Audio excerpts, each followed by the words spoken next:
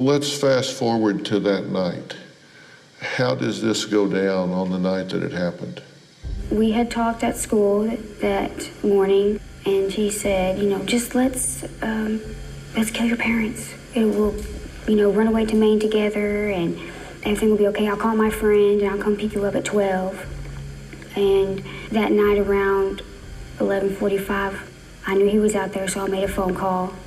I said, where are you at? And he said, well, hurry up and get out here, and hung up. So I walked out the house and picked up my little dog Buddy and was petting him all the way to the end of the driveway. Before I knew it, there was a car that came, and it was Bobby and Charles. Mark, what do you got? Yeah, sure. Okay, so look, as a good generalization, most murders are going to be crimes of passion, and they will. It's a fair bet that they come out of anger and people not being able to moderate their anger. You'll have heard it time and time again. Like, I saw red, and then suddenly they were dead in front of me, and I don't know what happened. And often it really is the case. People don't know what happened. They couldn't moderate their behavior. It all kicked off. Okay. So here's what happens here. She transfers any emotion. There's no anger there. She goes, well, we talked about it at school and my boyfriend, and she does give an emotion, but she does the rhythm of excitement around it. Now, if you were really trying to create a decent story, you'd go for anger. I don't think she quite realizes that most murders happen out of anger. She goes, hey, I think it would be best if my boyfriend were excited around this. I'll do the rhythm of excitement, because it's only the rhythm, okay? Her tonality doesn't really change enough. It's still childlike. And then we see the eyebrows raised for approval to Dr. Phil going, hey, isn't that the emotion that you were looking for? You believe me, don't you? People get super excited about killing other people. So that's how it went down. Isn't that really credible? It's not credible at all. That doesn't happen. I mean, it's almost it's not a one-off case, but just so you know, young females rarely, ever kill their family. Doesn't happen. It's super, super rare. And she doesn't even know what emotion to ascribe to most murders out there. She certainly doesn't know what to ascribe to this very, very unique situation here.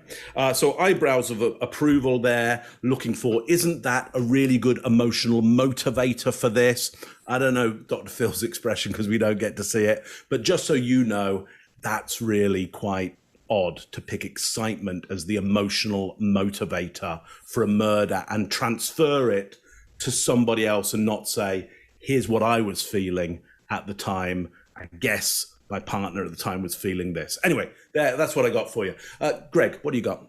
Yeah. So, guys, I'm not sure. There's not a lot of control, and there's more going on here than you can see. I think there's a lot of lockdown. This person has a lot of control over what they're doing. I'm not giving her brilliance by any stretch, so don't hear that when I say this. But I see her hands adapting under the table. People don't adapt if they don't have something to be afraid of. I see concern in the brow for a split second. I see those muscles engage. And then she goes into storytelling, and how you can tell that this is rehearsed and she knows what she's going to say is the cadence changes. Scott talks about loping. This is a cadence shift. You listen, boom, boom, boom, boom, boom, to everything else she's done. Then when she says 11:45, this is cognizant of somebody when they're looking at you, they do a request for approval and they do that kind of taffy pulling with their eyes. They're drawing you in. That's uncharacteristic to now with the eye draw and that brow up and that head shaking no as she asks you. It was 11:45. She's poking because she's got a storyline that she's trying to stick to. And if you go read the backstory on this thing, guys, and I'm not you don't need to read the backstory to know she's lying, but go read the backstory. There's a lot of mechanics in here.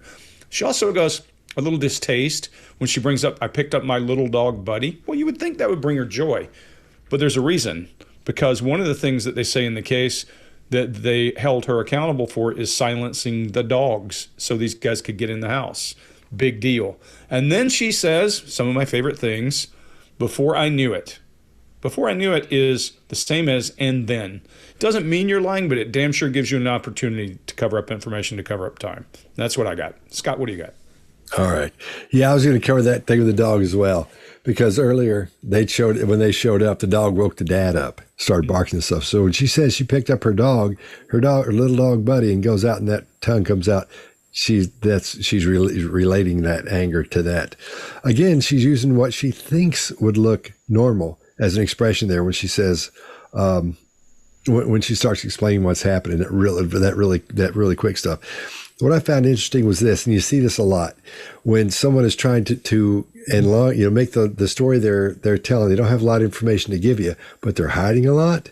In this case, where she says, he said we'd run away together. That at the end is making that word longer. It's sort of a form of verbal bridging, but it's adding weight and length and time to what happened when he said we'd run away together. Like there was a lot of explanation that came with that. Then he says, I'll call my friend.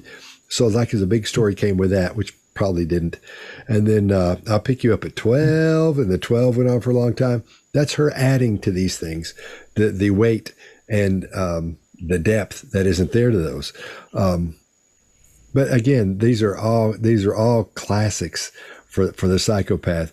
The expression, nothing really there until she gets into the explanation, and she starts mimicking expressions she's seen somewhere else.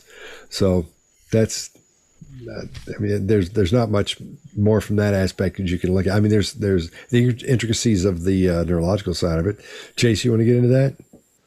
Yeah, I think in the provable parts, in the parts that she's talking about that are probably provable, like making a phone call and meeting someone outside, we see slightly more animation and a little bit more variation in speech. And it's very minute. But the face is a little more animated than normal there. And another use of past perfect correctly, using past perfect.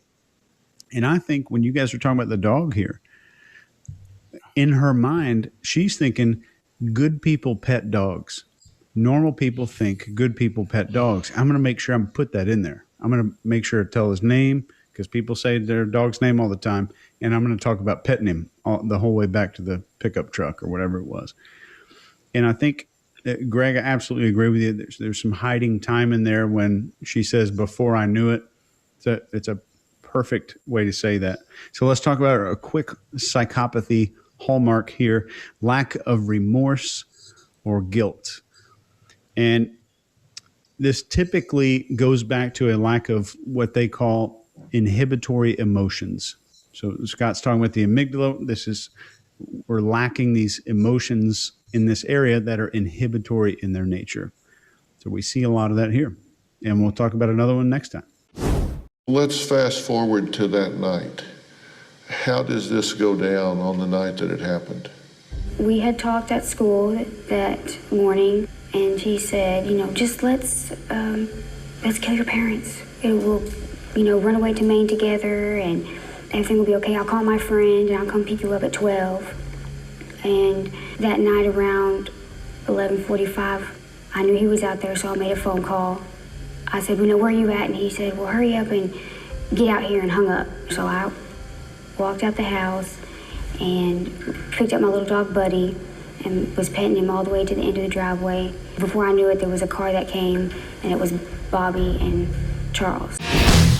If you like this video, get the full body language breakdown and analysis on our main channel by clicking this video right here.